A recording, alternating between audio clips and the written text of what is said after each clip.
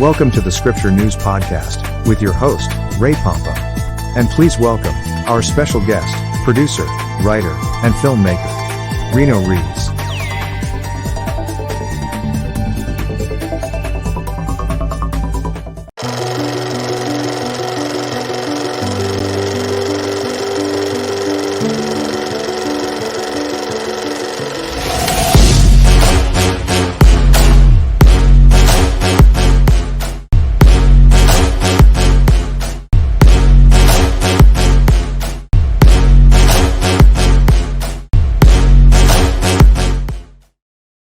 Hey, welcome to the Scripture News Podcast.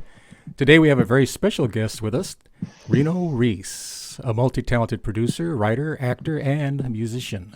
Reno has an impressive career in the entertainment industry, and we're excited to learn more about his journey and upcoming project, Xenobot. Hey, Reno, how you doing? Good. How are you, Ray? Not bad. And you're broadcasting from where? I'm in Baja California, right out south of the border of Calexico, in a town called Mexicali that just had 4 earthquakes, but we're okay. 4 earthquakes? Yes. Jeez. 3.0 and higher, up to 4.5. Wow. Well, we're here to discuss what? A new production that you have coming out not too long. It's called Xenobot, correct? Yes, Xenobot. And what I understand that it's in pre-production, and it's one of the first Mexican superhero movies in Spanish and eventually in other languages that's filmed actually on location in Mexico. Can you tell us a little bit about the background of the movie with the plot, or what is it about? Well, I wrote the story. It wasn't a script yet. It was called El Hombre Rana, or Frogman. Mm-hmm. And in Baja, I met a lot of people. I saw a lot of locations, a lot of atmosphere, and a lot of unusual stories. And I put the story together in Spanish as a script, using just people in history that I learned about Mexicali and the Chinese community, and just a lot of things happening historically here in Baja California. And I've always wanted to see a superhero. And I had a lot of scripts that I shared with different producers in Hollywood, but they didn't see much happening with it. We'll go into the reasons another time. But I ended up writing the script in Spanish, gave it to some Spanish script writers, and they thought it was fantastic. They'd never seen a story like that in English or Spanish. So got a crew together, I got a production team and a lot of support. And it came out in the local newspaper. They went all over Latin America, United States, about me making as you said earlier, that's the first Mexican superhero in Spanish filmed in Mexico with a Mexican production. Mm-hmm. And here we go. We're hoping to get funded really soon, but I'm just getting things ready because there is a lot to do. Okay. What we alluded to a minute ago is actually, how did you get the idea? Because, well, I guess a little bit of background about the movie's about. I guess it's about a guy named Rene Del Toro, right? Yes. Kind of like an young, insecure high school youth, and he drowns in a pond of toxic water, and returns as Xenobot with superpowers, and he becomes part of a special government unit, I guess, to fight the syndicate, politicians, and poverty. You sent me a video, and I'm saying, how does a guy, fall into a pond of water and become the superhero? What exactly is a Xenobot? Well, Xeno is an African language word. It means frog. Uh-huh. So it's a frog robot. And the concept of Xenobot, he's actually a biobot, which is it's a man-made using this is going to sound strange. But when I put the idea together of, how is he going to get these superpowers? There's this pond, this toxic pond I drive by every day, not too far from my house. And it used to be fresh water. And through the years, it just got toxic. So I asked people, they say nothing lives in it except some frogs. Somebody said something like that. And that's where I got the idea of that there's tadpoles in there. They're toxic. In the story, Rene Del Toro is being chased, and he falls into the pond and he drowns, and the toxic tadpoles start to bite him, and they energize him and they bring him back to life. But now, because they bit him, they changed his DNA. He now has superpowers that different frogs have. And within a couple of weeks, this YouTube video popped up on my computer, and it talked about biobots. And there's a lab at the University, Tufts University in Maryland, that two scientists, or I guess they're chemist scientists, they are studying using frog cells and developing an organism with a computer that can actually be manipulated and go into your veins. And they're hoping to be able to use a camera, but it's so microscopic, and they're calling it a biobot, but it's made out of frog cells. So they brought reality to my fantasy story that I wrote about Xenobot. So there's some scientific background to the story now. Well, let's take a look at the science right now and see exactly what you're talking about, okay? Here it is. Okay. You're looking at the world's first living robots. That's right, these micro machines are in fact brand new programmable life forms that researchers believe could help clean microplastics from our oceans or even repair organs inside our bodies. So what exactly are these little things? And should we expect to see them whizzing through our bloodstreams anytime soon? Measuring less than 1 millimeter wide, these Xenobots, as they're formally known, were created by researchers from the University of Vermont and Tufts University. Using stem cells harvested from the embryos of the African clawed frog and a sophisticated computer algorithm, they generated a blueprint design that allowed the team to then build a new form of life that has never existed before. Stem cells were first differentiated into skin and heart cells. The skin cells were chosen for their capability to bond together to form the passive architecture of the Xenobot, while heart cells were selected for their ability to contract and relax, with the goal of manufacturing a type of tiny engine that would propel the Xenobots. After observing the natural dynamics between the skin and heart cells, the data was fed into an evolutionary algorithm run on a supercomputer. Based on this data, the algorithm was able to generate millions of different cell configurations to test for a desired outcome, in this case, locomotion. And so began the test for survival. Only the fittest configurations advanced to the next stage, where their designs were then crafted into better digital models. After about 100 test runs, only the very best configurations were left. Thanks to the power of their evolutionary algorithm, the team finally had a winning blueprint for their new life forms. All they had to do now was create them. Sounds simple? Well, it wasn't. The team used tiny forceps and a microscope to painstakingly perform microsurgery on heart and skin cells to create their novel organisms. And voila, the researchers created their first Xenobots. The biobots could propel themselves, moving in straight lines or in circles. They could work together, herding loose particles into tiny heaps. And when cut open, the Xenobots healed themselves. Understanding exactly how cells do this is ultimately the goal behind this research. Cells are incredibly intelligent. There are still so many things that we don't know about how they work. Like, how do they communicate to build complex bodies, or even heal? If we could decode those signals, scientists could build smarter robots with pre-programmed tasks that would be biodegradable and biocompatible.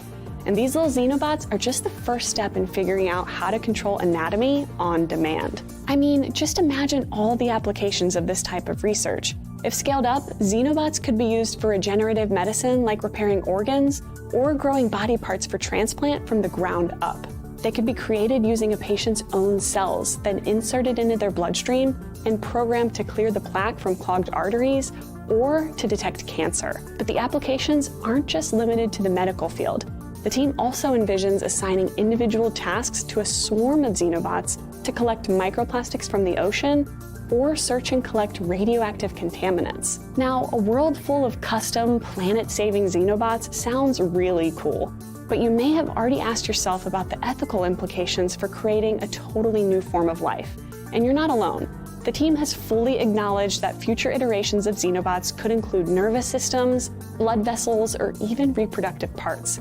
And it's these additions that are prompting many to wonder if xenobots should be considered more than just machines.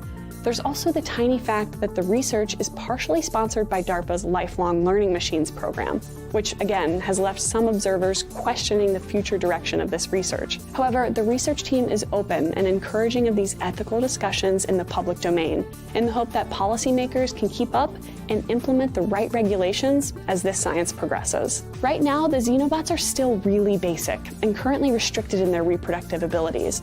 And in terms of scalability, as we've just learned, these bots aren't exactly easy to create, requiring hours of microsurgery just to create one. The next phase of the research is to develop a xenobot capable of carrying a payload using a patient's cells to deliver medications deep within the human body without eliciting an immune response. So ultimately, these xenobots are just the first steps in trying to understand how life starts, perhaps one day providing scientists with the ability to control exactly how life forms. For more robotic topics, check out this focal point on a robotics lab that's investigating the idea of artificial consciousness. Are there other exciting innovations that you'd like to see us cover? Let us know in the comments below. Make sure to subscribe to Seeker, and thanks for watching.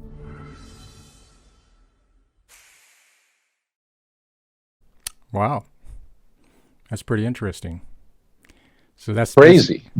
Yeah. So They actually defined my science to the story. They articulated it. I had some basic grammar that I was using, but when I saw this and 3 or 4 others, the original scientists slash computer guys didn't do any video. Somebody else, other people are, putting up YouTube videos explaining similar to her, referring to them. Some of them don't even refer to the scientists. And they're going to be an iMovie with their own video explaining the science. I got permission from them. And we're going to be working. They're already on the 2nd and 3rd level of biobots. And you notice she said Xenobot at the end. She started with biobots and then she finally said Xenobot. Right. They coined that name, Xenobot. And now everybody switched from biobot to Xenobot because this is more specific, but it's frog cells. You can't get any better than that. So the timing was just right for us to meet, me and the scientists. And I already know the next level, which I won't be using till the 2nd if we do a sequel, because the scientist is really multiplied and it's already on a different level. This is very basic what we saw today. And that's what I used in the story is the DNA is altered by these toxic tadpoles that have been part of this campaign of science. And something went wrong and they were thrown away into this pond or dispensed into the pond, disposed of in the pond, and it became toxic, killed the fish, killed the birds, everything. And that's where the story begins. So it's a perfect video that we're going to be able to use to explain what's going on. And I hope I'm not freaking people out with this, but so many things have advanced scientifically, and I didn't know that the story was going to be part of that. But here we are. Here we are. Reno, can you tell me or tell us about a little bit more about your background and how you got started in the entertainment industry? I mean, I know that you grew up in a Christian family and that your parents were pastors of a church. How has that influenced your journey in the entertainment business? Wow. Wow. Can you elaborate? I know it's a long story. I know. Let me cut it down really quickly into sections. One, when I was in elementary school, the teachers figured out that I was a good actor. I could memorize lines. I could sing. So I started acting a lot. And at 8 years old, I started writing. And I was in the local newspaper. I was interviewed and other things as a kid because I was a writer. And the teachers always said I was a good writer. I was asked to do commercials as a kid. And through an agent that knew the school, and we're talking about Dibble School in Hacienda Heights, and asked my parents, and my parents said, no, this kid is not going to Hollywood. And I'm a kid. I don't know what's going on. And it was no big deal to me because I didn't understand what that meant. So my dad went to a school program and he saw me singing a solo in school. And he didn't know I sang. And he talked to my mom and says, did you know he sang? I goes, yeah, he's been singing a long time. And my dad talked to me and he said, you like all this stuff? And I go, what? He goes, acting and singing. He goes, yeah. He goes, okay. And this is how it started, Ray. He said, somebody donated drums to the church. I was 8 years old. You're going to learn how to play them. And I did. I became the church drummer. And then he put me to sing and he put me in plays. And that's how I started learning plays and writing and dramas and music. And I was happy. But I've always kept writing stories, not realizing that they were going to be, I thought I was going to publish a book and didn't realize that these stories are now turned into scripts. And if it wasn't for that, I think I never would have done anything. If it was for my dad and putting me to do things. And after that, all my brothers and sisters started playing music. And I was the middle child. They started playing music and singing and stuff like that. So we ended up being a musical family. But I was the only one that did acting. Really? And the only one that wrote. Wow. I know you've worked on a number of movies throughout your career. I'm curious as to which one of those projects do you think that have been the most memorable for you, and why? Well, there was actually two. Or which was more? Okay, actually, take that back. Which was more influential, I should say, maybe. But go ahead. Well, let me tell you this. I did a short and I did a feature film, both by the same people. I don't want to name titles, just by the same people. They were both the best experience I ever had and the worst experience I've ever had in my life. Okay. And the way it influenced me is how to treat people. Okay. In a production set, in making movies or music or whatever. I don't care what your title is, you treat people right, with respect. And if they don't know what they're doing, you teach them. You don't cuss at them, you don't yell at them, and you don't call them names. That's what I learned. Interesting. And then the other side, I learned how to do things with people that didn't know what they were talking about or didn't know what they were doing. You still learn because collectively you figure it out.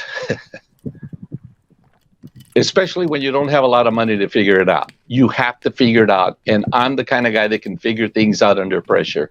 And I was able to pull through production companies without funding, without figuring it out. And we were able to finish the movie. And I said, okay, I know how to do this now after more than 5 films. You learn the shortcuts. You know how to do things in an easier way after a while. I should say, not shortcuts, but in an easier way. How do you figure things out when you're going to be filming in 30 minutes and you don't have a van that you need in the movie? How do you figure that out? And I was able to figure those things out. So I learned a lot as a producer. I didn't want to be a producer, Ray, when I started this. I hated being a producer. I hated what they had to do. You have to do everything. And I hated it. I just wanted to, here's my story, make a movie out of it, and I'll watch you make the movie. But when I got into production, I had to help out in this department, that department. People didn't know what they were doing. They needed help. I didn't know what to do, but I figured it out. And within a few years, I realized I was a producer. So I learned from the bottom up, and that's really important. I know a lot of people that call themselves producers, directors, and writers. They don't know how to write, they don't know how to produce, and they don't know how to direct because they never jumped in to do it. They never gave themselves over to somebody else to teach them or show them or push them. And that's what you have to do. Yeah, it sounds like hopefully I'm taking from this is treat people with respect. If you're going to hire somebody to do a job, make sure he knows what he's doing. If he doesn't, teach them. You got time. There's plenty of time. And no, we don't have to go 14 hours to film this scene. Go home, rest. And that's what I've learned. Make it a pleasant place. It's going to be tough. It's going to be hard, long hours, but make it pleasant while you're doing it as best you can. Wow. That makes a lot of sense. It sounds like you made yourself, you created a situation where you became valuable to other people. Yes. Which is very important. And not to take things as seriously. I know money, a lot of times, pressure and money are like equal partners when it comes to productions such as that. And being able to work under pressure, to be able to function under pressure, seems to be one of your assets that's helped you along the way, I suppose. Now I know you've already accomplished a lot in your career already. So what are some of the goals that you still have yet to achieve? Where do you want to go from here? And I know you got a lot of things that you want to do still. Can you elaborate? Well, I put Bat Media together because of my stories, and I have lots of them.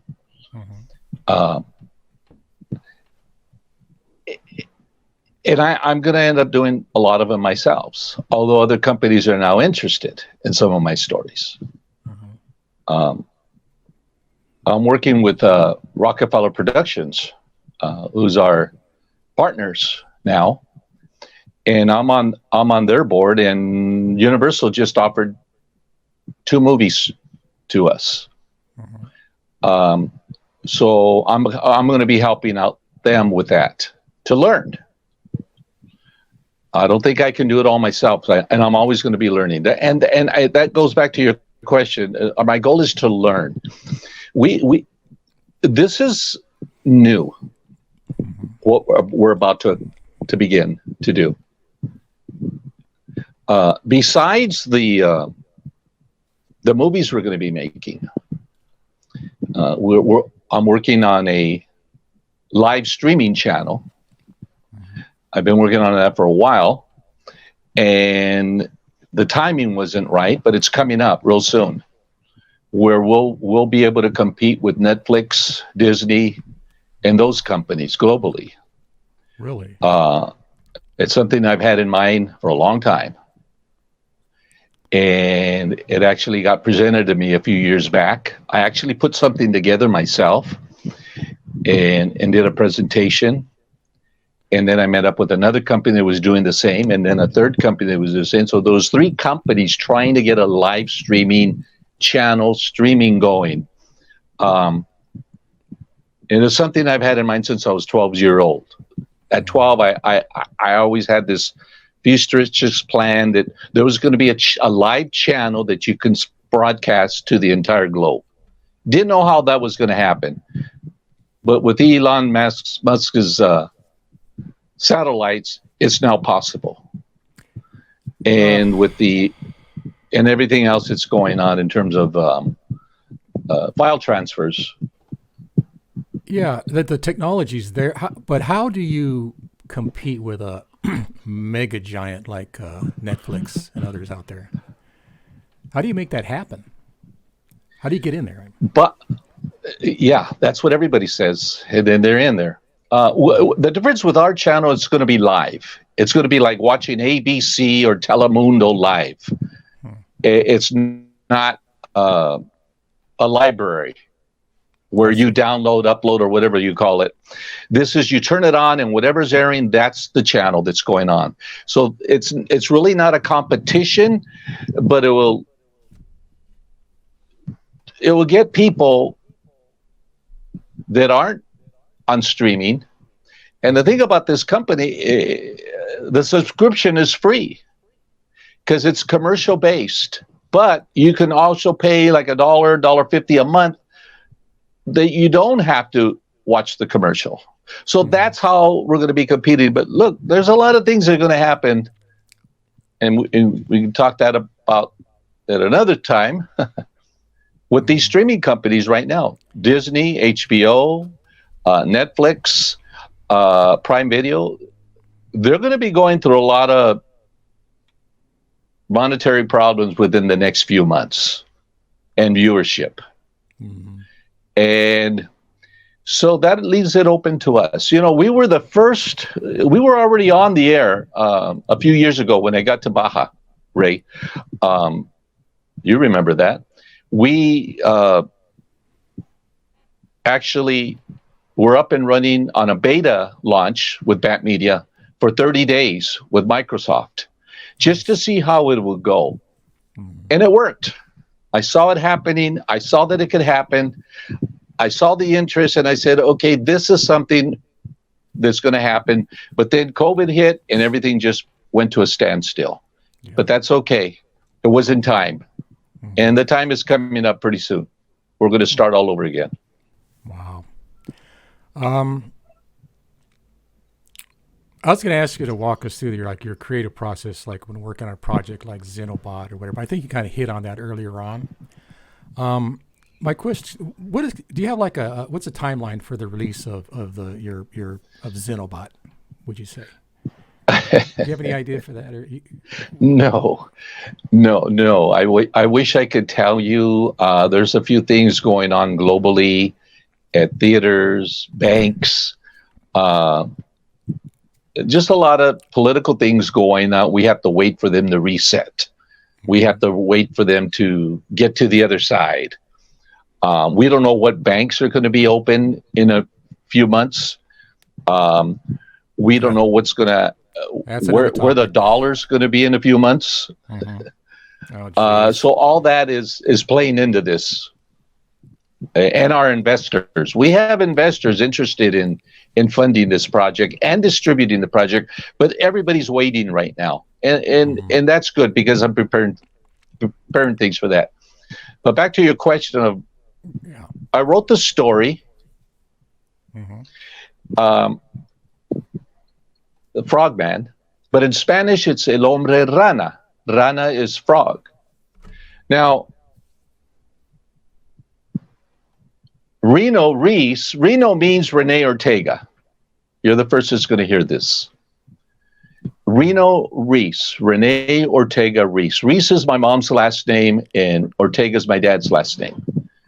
In Mexico, you take your mom's last name. You use the mom's last name. So I'm good, Reno Reez. But Rene is actually Kermit the Frog in Spanish. So people don't say Kermit the Frog in Spanish on the Muppets. They say La Rana Rene, Rene the Frog. I see. So I'm Xenobot. So this is personal.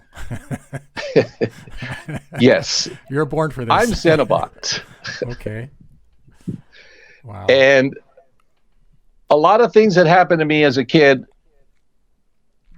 through young age are in this story. Even though it's in Spanish, even though it's in Mexico, it's my story. I see. And I didn't realize when I was writing, and all these things came up and feelings came up of situations that, and I caught on, and I said, there it is. That's what I got to use. I got to use myself. And that's what the story is about. So that's how I wrote the story first. I didn't write a script. I was going to give the script to somebody else, because I'm not really I wasn't a script writer. I'm a story writer.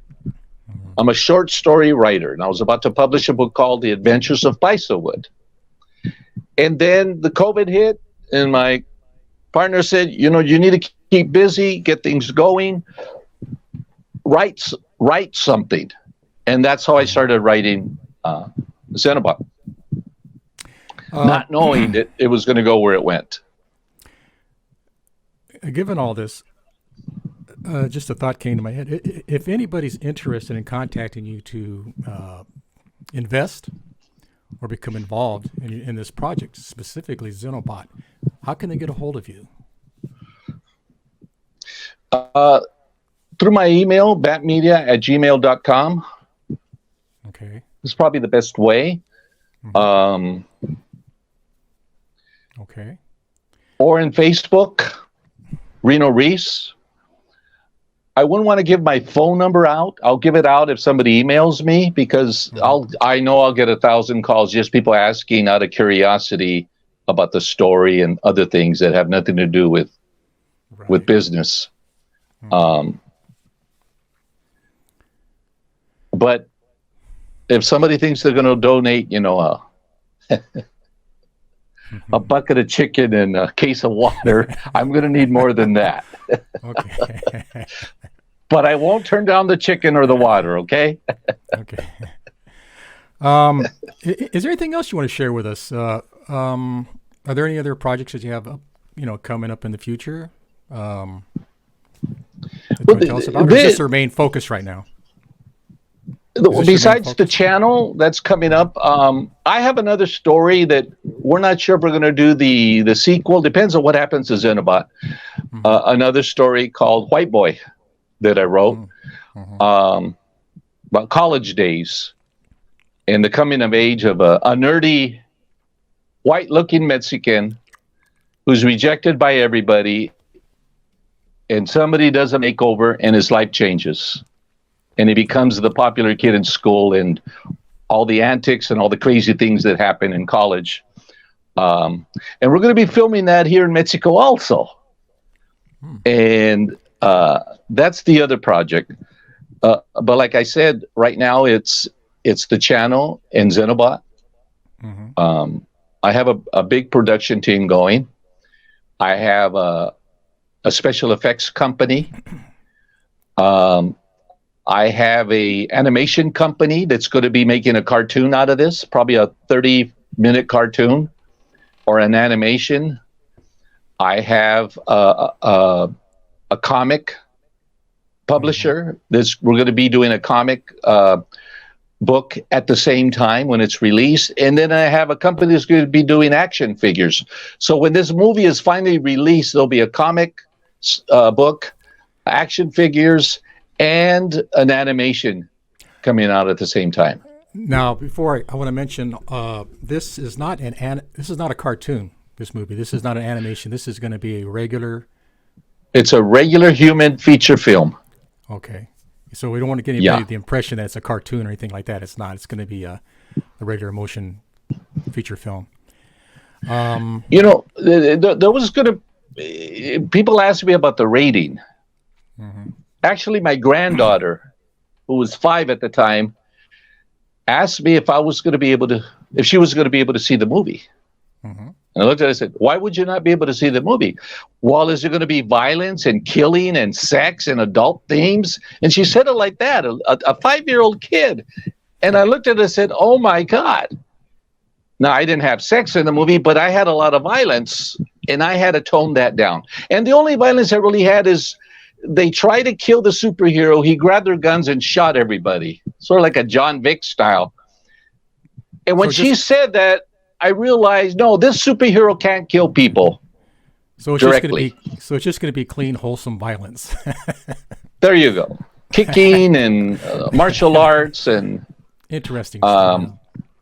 you're not be for going to the see whole guts family. or bloods. You're not going to see any throats being cut. You're going to be people lying down, knocked out. You're not going to know if they're dead or not. And it's sort of like in between, The Dark Knight and Spider-Man, somewhere in between.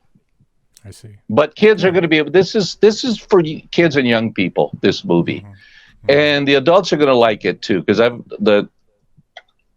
I sent this out to Mexican script writers, and they loved it. They said that they've never seen a story like mine in Mexico or anywhere.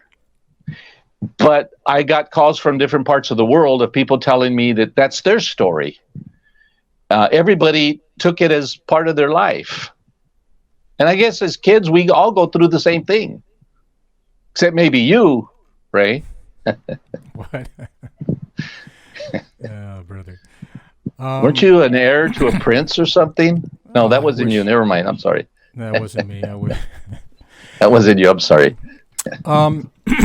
We're kind of coming toward the end of our time here. Is there anything else you want to add before we go off the air? Well, I know we're going to get back with we're going to follow you on this journey and get back with you and get some updates. But okay. Yeah. So only that this story, I wanted somebody to write this story when I was 12. I didn't think I could write a script at 12. I could write a story, but I had to live and experience life in order to get here. Otherwise, you got nothing to say. Yeah, that's true. And if somebody reads the script and says, "Oh, I could have written that," no, you can't. It's my life. Yeah. Write what you know. And that's the first thing I learned at the university when I was taking writing classes.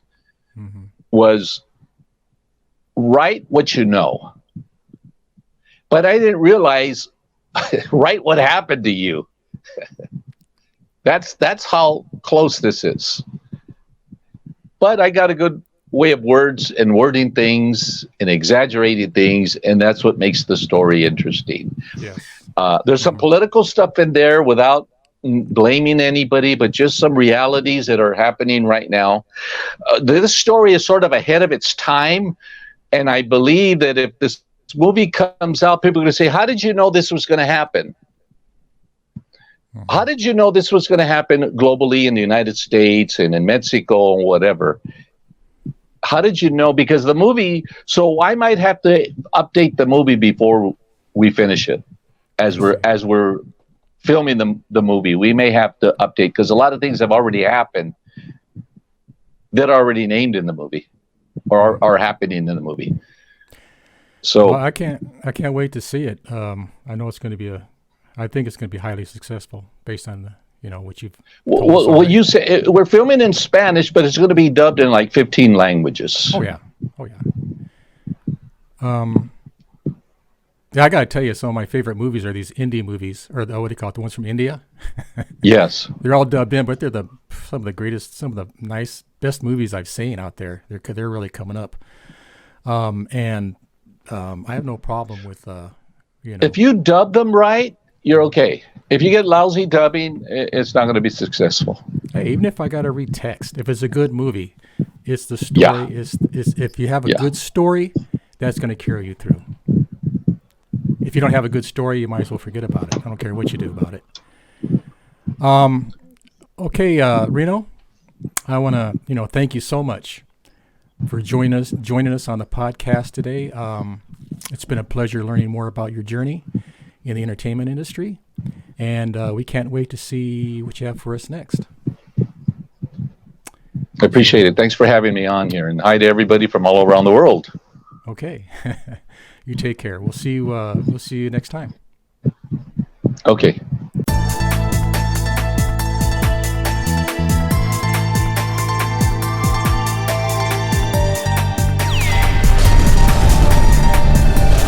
Thank you. for watching the Scripture News Podcast. Visit our website at scripturenews.com. We hope to see you again soon. Bye for now, and God bless.